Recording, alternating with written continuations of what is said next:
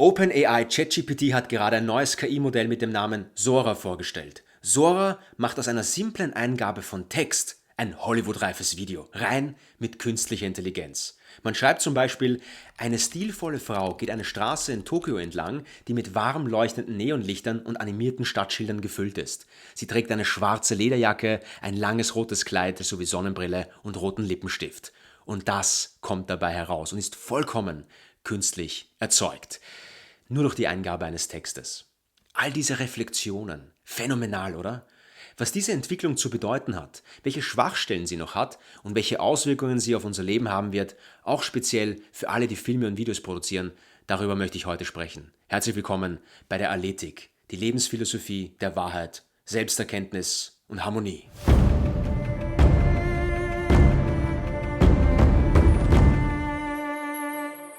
Ja, Videos gehören zu den wichtigsten Kommunikationsmitteln der aktuellen Zeit. Man merkt das auch an der Anzahl der monatlichen YouTube-Nutzer. Die beläuft sich nämlich auf weltweit 2,5 Milliarden aktive Nutzer.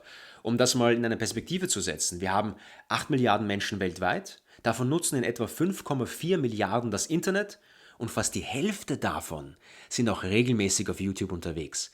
Das ist schon ein gewaltiges Medium, das hier entstanden ist. Und künstliche Intelligenz ist gerade dabei, Videos für immer zu verändern. Das sind keine echten Menschen. Und ohne zu wissen, dass es sich um KI-generierte Videos handelt, würde uns das nicht mal auffallen. Das ist kein echtes Auge. Okay, hier sieht man es auch. Aber so etwas zu produzieren, braucht normalerweise enorm viel Zeit und viele Menschen und vor allem knallhartes Know-how.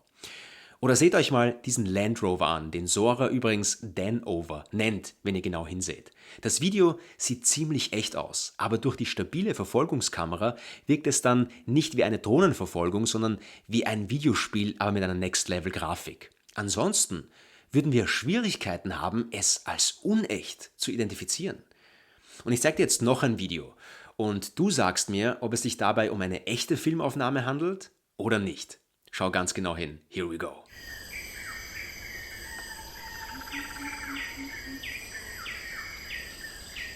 Und? Schau nochmal hin. Habe ich dir ein echtes Video gezeigt? Schau mal genau auf den Baum und das Wasser. Für dieses Video braucht man nur Borneos Tierwelt am Kinabatangang-Fluss eingeben. Kinabatangang zu schreiben, das wird nicht leicht, aber es lohnt sich. Denn Sora macht daraus diesen phänomenalen Clip. Unglaublich, oder? Auf der offiziellen Website zeigt OpenAI viele dieser Beispiele und den eingegebenen Text auch gleich darunter. Okay, wenn wir ehrlich sind, dann sind das natürlich nur die besten Ergebnisse des KI-Modells, die OpenAI hier uns zeigt. Aber wenn wir als Vergleich dazu ansehen, was KI vor einem Jahr geschafft hat, was State of the Art möglich war, dann sieht man den Vergleich. Dieses Video ist entstanden, wenn man The Rock Eating Rocks eingegeben hat.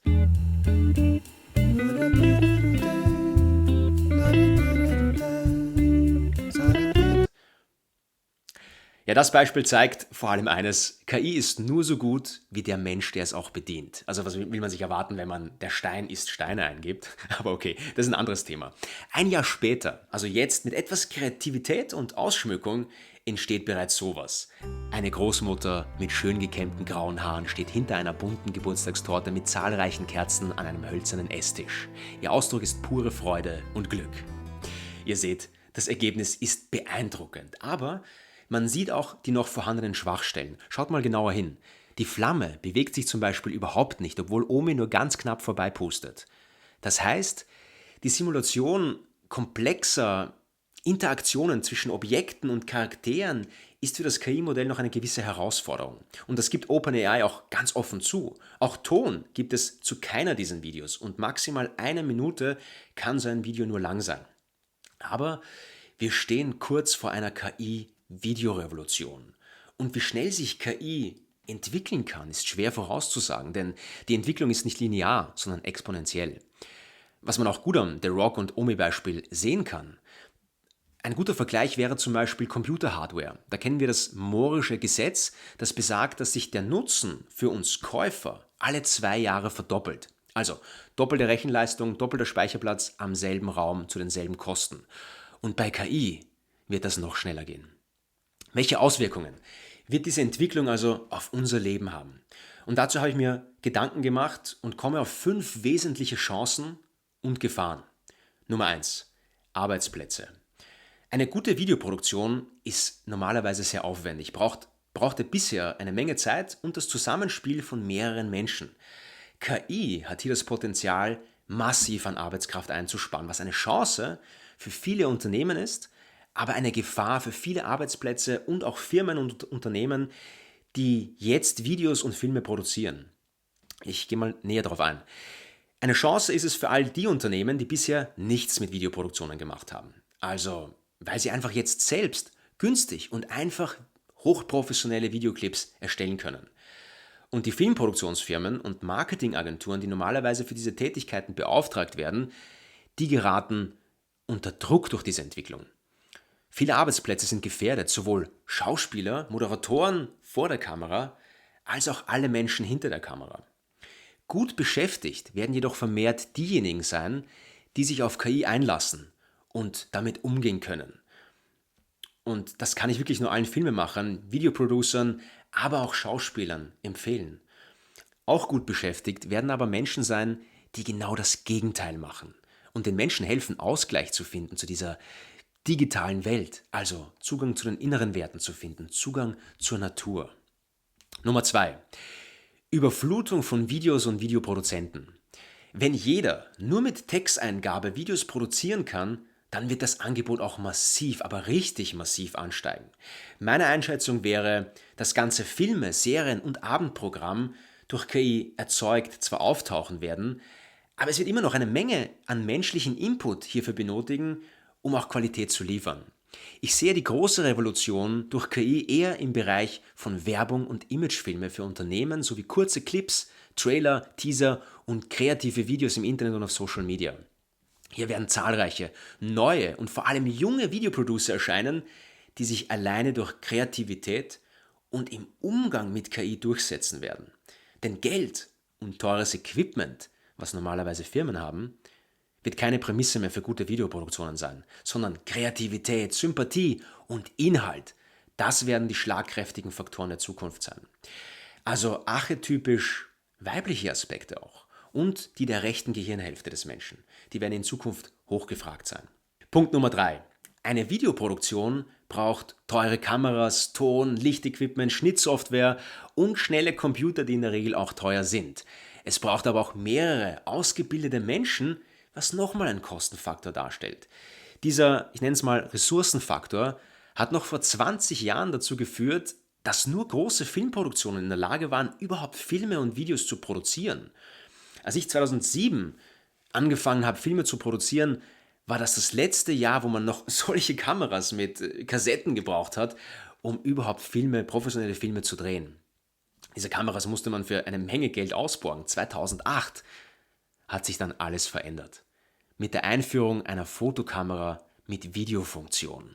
Mit der Canon 5D Mark II wurde es erstmals möglich, professionelle Videos mit einem Bruchteil an Budget möglich zu machen. Also mit ein paar tausend Euro hat man dann schon hochwertige Filme produzieren können und immer mehr junge Menschen haben auch eine Ausbildung dazu gemacht oder sich sogar autodidaktisch das Ganze beigebracht, was möglich war.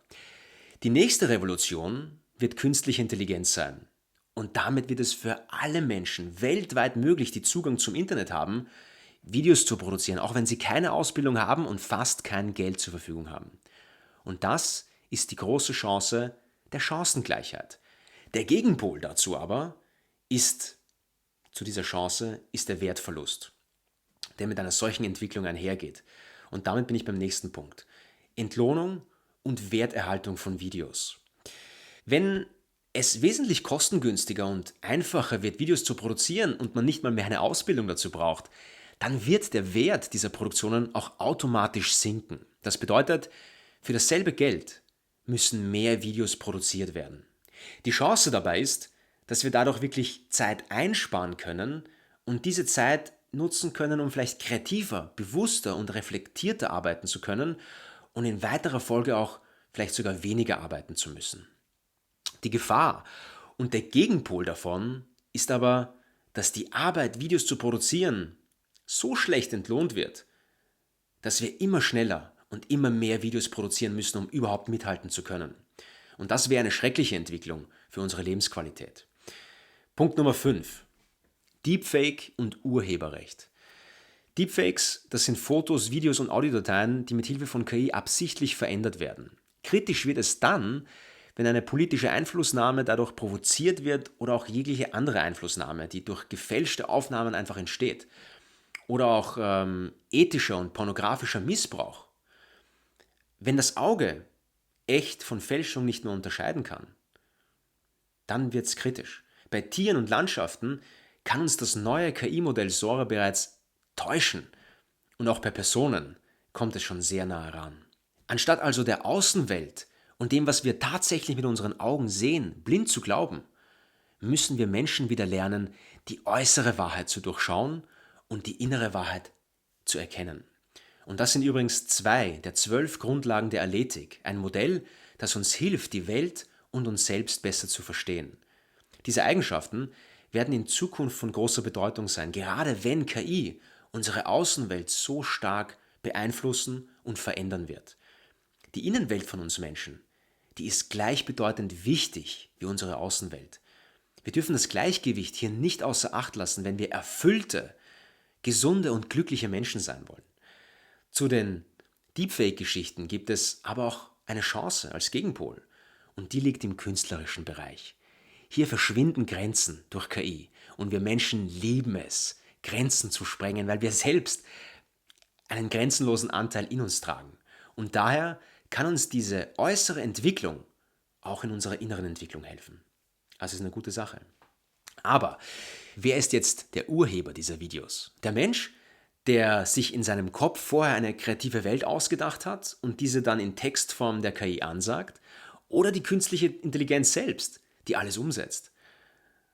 Zu diesem Thema wird es noch viel Diskussionsbedarf geben. Künstliche Intelligenz wird also spätestens mit der Robotik zusammen unsere Welt nachhaltig verändern. Wir Menschen müssen somit andere Fähigkeiten als bisher stärken und dafür auch unsere Ausbildungen und die Ausbildung unserer Kinder entsprechend anpassen. Auch wenn man die exponentielle Entwicklung von KI nicht vorhersagen kann, so werden es im Grunde Fähigkeiten sein, die Computer und Roboter nicht so gut leisten können wie wir Menschen. Und dazu gehören Intuition, Kreativität, Emotionen und Gefühle, also Fähigkeiten, die unserer rechten Gehirnhälfte zugeschrieben werden. KI wird uns nicht sagen können, wie sich eine Person in diesem Video fühlt. Das müssen wir Menschen machen. Aber alles, was Computer besser und effizienter machen können als wir, wird im Dienstleistungswert von uns Menschen gebracht fallen. Andersrum wird aber alles, was Computer nicht so gut leisten können wie wir, im Wert von uns Menschen massiv steigen. Wir dürfen unseren Fokus also nicht nur alleine auf die Außenwelt richten, sondern auch auf unsere Innenwelt.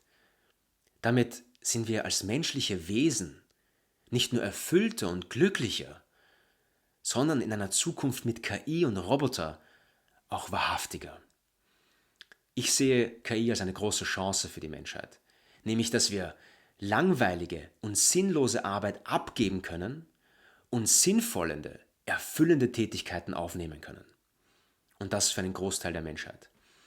Wir wissen zwar nicht, was die Welt in den nächsten Jahren bringen wird, was passieren wird, aber was wir wissen ist, dass die Welt sich verändert und daher müssen wir uns auch verändern. Schreibt mir gerne in die Kommentare, was ihr als Gefahren und auch als Chancen der künstlichen Intelligenz seht und es hat mich gefreut, dass ihr dabei wart. Ich bin Matthias und das ist der Kanal Aletik, die Lebensphilosophie der Wahrheit, Selbsterkenntnis und Harmonie. Ahoi und bis zum nächsten Mal.